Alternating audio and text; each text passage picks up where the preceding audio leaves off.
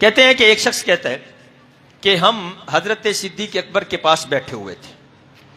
اس کے بعد کیا ہوا کہ حضرت صدیق اکبر آپ کے دور خلافت کا زمانہ ہے، میرے حضور کے ظہری وصال کے بعد حضرت صدیق اکبر کے پاس لوگ بیٹھے ہوئے تھے.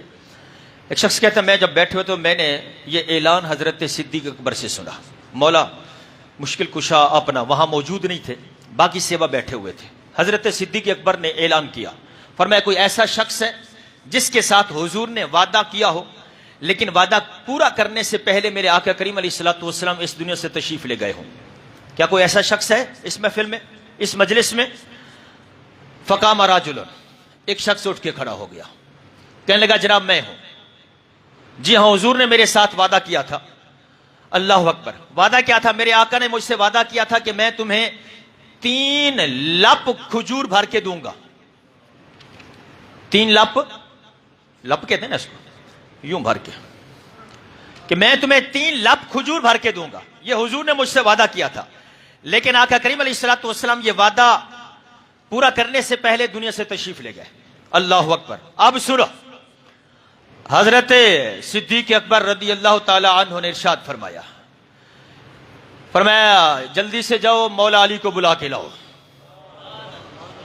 رحماء بینہم. اللہ اکبر. فرمایا صدیق اکبر نے کہ جاؤ علی المرتضیٰ کو بلا کے لاؤ. حضرت علی المرتضیٰ شیر خدا جب آئے فقال، حضرت صدیق اکبر نے ارشاد فرمایا یا ابو الحسن، اے ابو الحسن، کہ یہ شخص کہتے ہیں کہ میرے آقا نے مجھ سے یہ وعدہ کیا تھا کہ 3 لپ کھجور تمہیں دوں گا. اب حضور تشریف لے گئے ہیں، لہٰذا میں چاہتا ہوں کہ تم 3 لپ بھر کے اسے کھجوروں کے دو. چاہتے تو کیا خود نہیں دے سکتے تھے؟ خلیفہ رسول ہے، خلیفۃ الرسول بلا فصل ہے، بعد الانبیاء سب سے بڑے فضیلت والے افضل ترین ہیں انبیاء اور رسل کے بعد. اس کے باوجود علی المرتضیٰ شیر خدا کو بلایا، کہا کہ تم اس کو 3 لپ کھجور بھر کے دو. جب مولا علی نے وہ 3 لپ کھجور بھر کے دی، اللہ اکبر، جب دے دی، حضرت صدیق اکبر نے ایک لپ کی کھجوریں گنی. توجہ کرنا ذرا. 1 لپ کھجور بھر کے دی آپ نے گنی، دوسری بھر کے دی گنی، تیسری بھر کے دی کھجوریں گنی، ہر لپ کی کھجوریں گنی. اور ہر لپ کے اندر کتنی کھجوریں تھیں؟ 60 کھجوریں ہر لپ کے اندر ہیں. اب جب یہ منظر دیکھا فقال ابو بکر، حضرت ابو بکر فرمانے لگے صدق اللہ ورسولہ.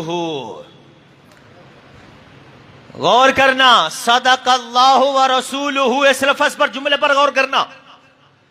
حضرت صدیق اکبر کہہ رہے ہیں اللہ اور اس کے رسول نے سچ فرمایا ہے. بات کیا تھی؟ جو ساتھ بیٹھے ہوئے تھے لوگ موجود تھے، حیرانگی کہ حضرت بات کیا ہے؟ اور آپ کھجوریں گن کے کہہ رہے ہیں کہ اللہ اور اس کے رسول نے سچ کہا. معاملہ کیا ہے ذرا ہم پر واضح کریں. فرمایا کہ ہجرت والی رات وَنَحْنُ خَارِجُونَ مِنَ الْغَارِ، اور جب ہم ہجرت والی رات غار ثور سے نکل کے مدینے کی طرف چلے تھے، فرمایا اس رات، حضرت صدیق اکبر فرماتے ہیں اس رات کے اندھیرے میں جب صدیق اکبر کے علاوہ کوئی تیسرا نہیں تھا، ہم اہل بیت سے محبت کرنے میں صحابہ کے مقتدی ہیں. جملے پر غور رکھنا. اس رات جب ہجرت ہو رہی تھی، حضرت صدیق اکبر کے علاوہ اور کوئی نہیں، صرف 2 ہی ہستیاں ہیں. میرے حضور نے فرمایا، جو فرمایا حضرت صدیق اکبر اس وقت، اس کا جناب وہ حدیث بیان کر رہے ہیں اور واضح کر رہے ہیں بات کو. کہا جب ہم مدینے کے لیے نکلے تھے تو میرے حضور نے ارشاد فرمایا یا ابا بکر، اے ابو بکر، کفی و کف علی فی العدد سواء. کہا ابو بکر میری مٹھی اور علی کی مٹھی گنتی میں برابر ہیں. گنتی میں برابر ہیں. اس رات کے اندھیرے میں تنہائی میں کہا تھا. حضرت صدیق اکبر نے جب مولا علی کو بلا کر کھجوریں دلائیں تو وہ گنی تو ہر لپ میں 60 تھی. گویا صدیق اکبر میرے آقا کی زندگی میں تجربہ کر چکے تھے یہ کہ آپ کی لک میں کتنی کھجوریں آتی ہیں، تو وہ دیکھ چکے تھے. اب جب مولا علی نے یہ دی لپ بھر کے تو یہاں بھی 60 کھجوریں تھی، تو کہا صدق اللہ. بات کس نے کی تھی؟ بولے یہ بات عقیدے کی سمجھا رہا ہوں. بات کس نے کی تھی؟ میرے حضور نے ابو بکر سے جو کلام کیا تھا، حضور نے کیا تھا کہ اے ابو بکر کفی، میری مٹھی اور علی کی مٹھی جو ہے وہ گنتی میں برابر ہے. تو یہ بات تو حضور نے کی تھی، لیکن صدیق اکبر کیا کریں؟ صدق اللہ ورسولہ، اللہ نے بھی سچ کہا اور اس کے رسول نے بھی سچ کہا. اسی لیے ہم کہتے ہیں ہمارے لیے اللہ اور اس کا رسول بھی کافی ہے.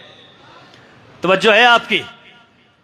اللہ اور اس کا رسول بھی کافی ہے.